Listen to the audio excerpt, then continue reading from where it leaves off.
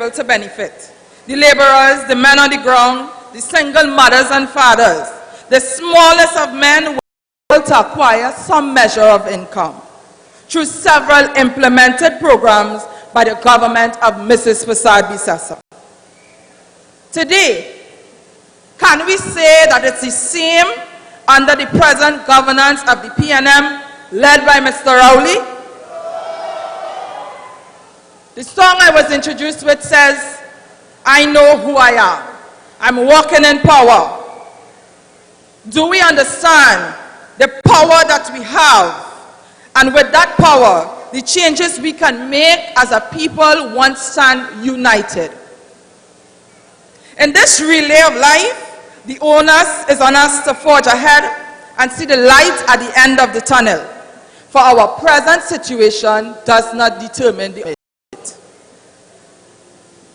The race is not for the swiftest, but those that endure to the end.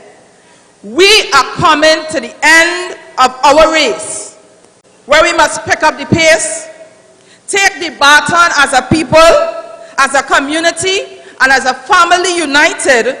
And as we do so, I encourage and urge you to know the power that rests in us to see it through the end in victory. Young people like myself, it is not too late. It is only the beginning. Chapter 1 of the book we are writing. I too had struggles, nothing to eat. I studied under the lights of Edward Street, the street light. That's caused stress. We sold kurma, we sold pulori to get to and from school. I had my wilderness experiences and forged ahead with many other disappointments. Who knows what lies ahead? I can determine what does, and so can you. We are the chosen generation of tomorrow. I'm asking questions. Will you allow us to take your hands through the journey of life and that of your children? Will you take advantage of the opportunities which will be made possible by the governance led by Mrs. Fasad-Bissessar for yourself and for your children?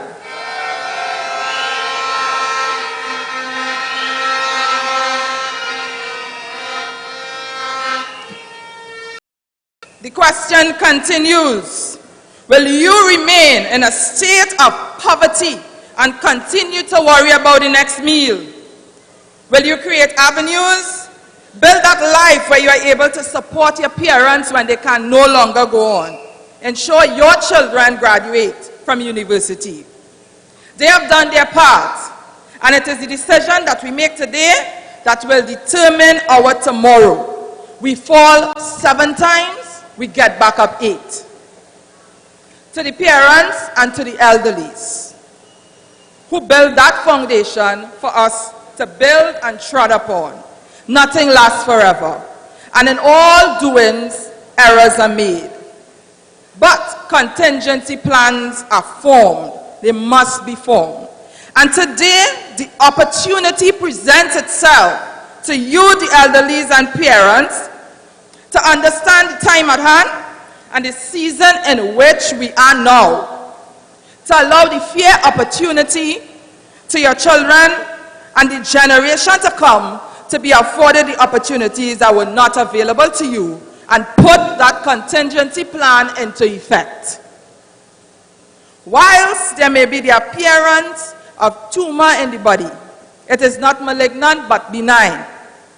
We have found that machinery to reveal and remove all tumor cells, not with chemotherapy to affect good ones in the process, but to remove without destroying others.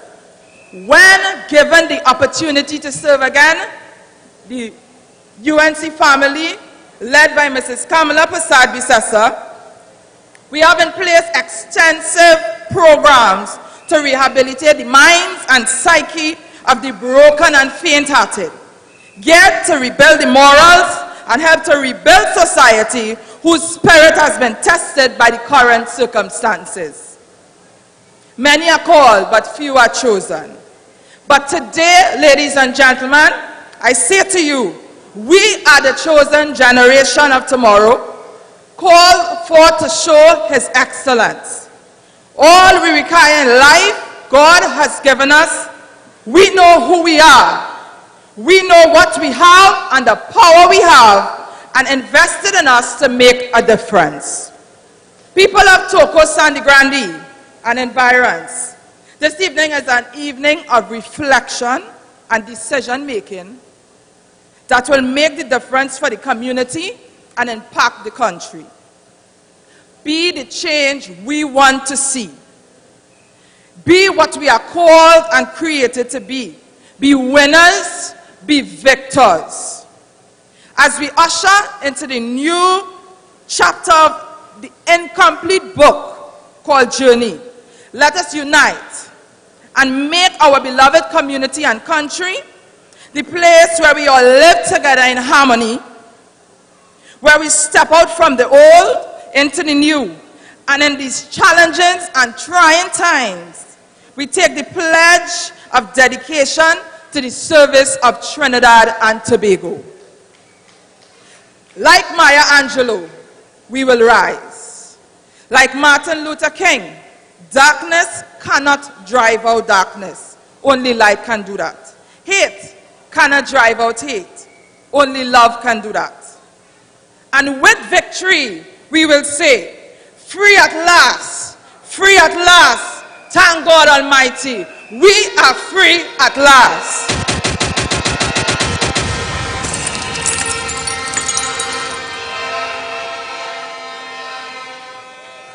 Like the prophet Timothy, we will say, we have fought the good fight. We have finished the race, and we have kept the faith. Like King Solomon, a horse is prepared for the day of battle, but victory belongs to the Lord. And with these few words, I will conclude and say to the people of Toco, Sangre, Grande, and environs, God bless you, and I assure you tonight that weeping may endure for a night, but joy comes in the morning.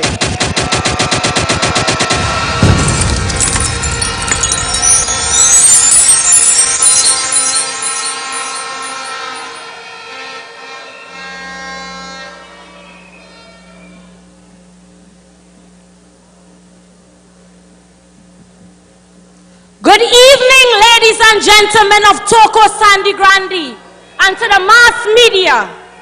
This evening, I am elated to have been granted the privilege of introducing a person who is special to everyone gathered in this here platform. A woman who, by her many accomplishments, have paved the way for thousands of young people in this country. This individual is a very devoted, compassionate, selfless, empathetic, nurturing, loving, well-achieved history maker, a strong and fierce leader that only desires the best for her country and its people, without biases towards creed, color, or race. She's the only leader we can say ever had the people of the nation at the front burner on her agenda and at heart. The only leader who has acted without forsaking, but always thinking about the future of Trinidad and Tobago. This individual went into office as Trinidad and Tobago's 7th and first ever female Prime Minister. Not once has she lost compassion for humanity. Still seeking the best interest of her country and its people. Battered but never surrendered. Willing to regain her rightful position as the political leader and future leader of the government. Ladies and gentlemen, please stand as I now formally introduce to you Senior Counsel, Leader of the Opposition, our political leader, and soon destined to be Trinidad and Tobago's 2020 second female Prime Minister, the Honorable Kamala Prasad Kisesa. Bring down the bomb, love, I say.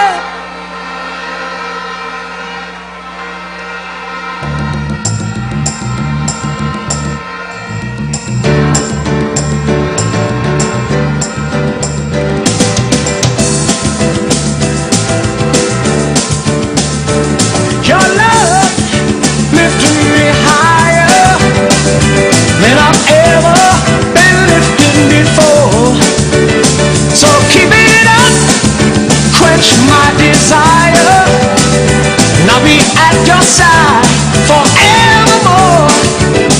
You know your love keep on lifting me higher, higher and higher. I said your love keep on lifting me higher and higher. Listen, now once I was downhearted. Thank you very much.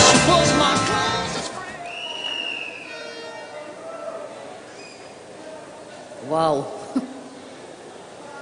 You know, in the meetings I say bring down the power. Let's thank our last speaker. That was real power and energy. Give her a round of applause. Bring down the power, love, I say. Bring down the power. The power, love, I say. So good evening, UNC family. Good evening to all of you. MPs, senators, executives. A special welcome tonight to former Mayor of Arima, Mr. Youssef. Please give him a round of applause. The powerful team who is with us on the platform tonight, I thank them. I heard all the speeches, fully energized, coming up and here. So I want to thank you all here. Toko Sangre Grande. Anybody from Toko Sangre Grande here this evening? You know, our meetings, each meeting that I come to, each meeting is bigger than the last one I went to. And I see the massive crowds here tonight. It's a good sign. I thank you all for coming out. And this constituency is well known for great things coming out of Toko Sangre Grande. Remember Kishore Walcott? Out of Toko Sangre Grande, yes? But there's another man who is making waves internationally. His name is Sham Mahabir. He was born in Grande. He owns and operates a restaurant in East London. It's called Lyman, and it's local foods that he does there. He has been making waves in London. And I think on the 30th of May, he's going to have an international doubles day in London, taking our street food, popular food, out there in London. So, trainees are everywhere and doing well. You know, just last week, we listened to the Minister of Finance in the midterm budget review. Some people are calling it the Ministry of Finance, or not the Minister of Finance, but I wouldn't do that. I wouldn't be so unkind to him. You know, they came to us, brought this midterm review to tell us everything is well, all is well. They are living in a fantasy world. Because I will ask you some questions, and which I asked in the Parliament as well. I'll ask you and you can answer me. Do you feel safer today than you did 4 years ago? Do you feel secure in your job? Well, some don't even have a job, huh? Has the economy improved? Do you feel confident enough to open a business? Are you getting better health care? Are your children getting a better education? Have they fixed or maintained your roads? Have they dealt with drainage? Are you getting basic utilities and most important, water? Are you getting water? Above all, in the fourth year of this Rowley government, has your quality of life improved? I listened to the young speakers as I was coming, and I listened to these when I was here. And what is a sense of hopelessness that is pervading our country now. A sense of fear. And that there is, what do you look forward to? 3 young engineers, brilliant young women. It pains